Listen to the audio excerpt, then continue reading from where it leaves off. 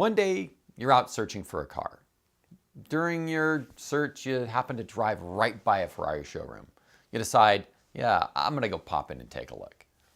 Salesman greets you, conversation ensues.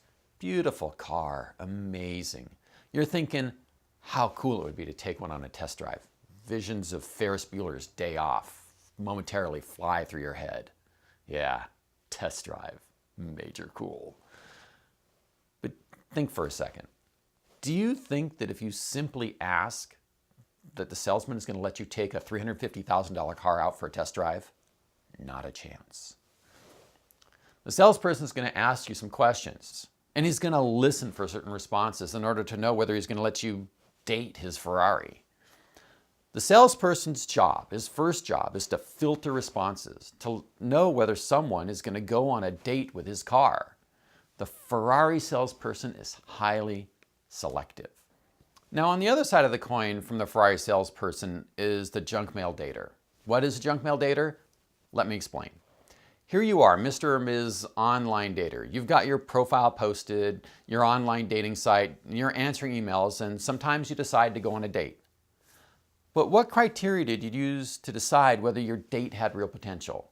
Were you the Ferrari salesperson? Were you defining and extremely selective? Or did you use the date to figure out whether this person was the right person for you? Did you use the date to sort the junk mail from the real mail? Here's the problem. Most people sign up for online dating without having any defined plan for how to handle incoming messages, or how to sort those incoming messages. And worse yet, there's no criteria for when there's supposed to be a date and when there isn't.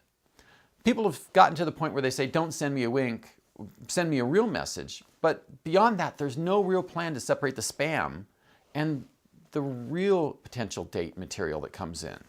So as a result of not having any kind of mechanism or any kind of algorithm for defining from the emails who to date and who not to date, people use the date as the primary sorting tool. They use the date to figure out whether the person is a good fit. And if you do that, you're bound to go on lots of dates that produce little connection. 1, 3, 5 dates, 10 dates. No, he's not the one, she's not the one. You're looking for a paycheck, but all that ever shows up is junk mail. It's no wonder that people hate online dating.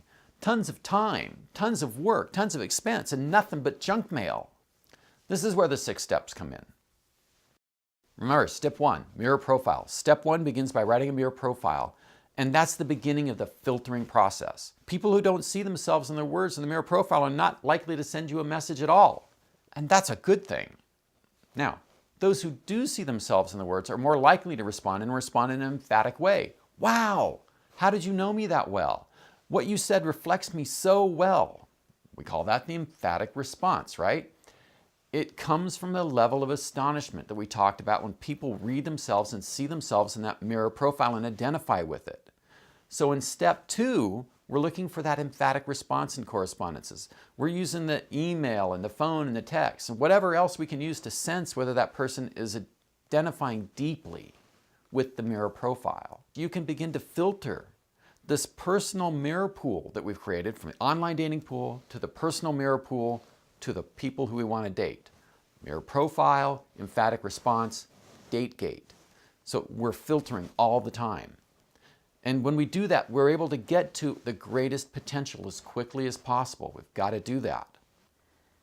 The takeaway is that as a dater, you can be the Ferrari salesperson or you can be the junk mail dater. Magical matchers are Ferrari salespeople. We're highly selective. In step 2 filter, we're looking for that emphatic response to create the key to the date gate.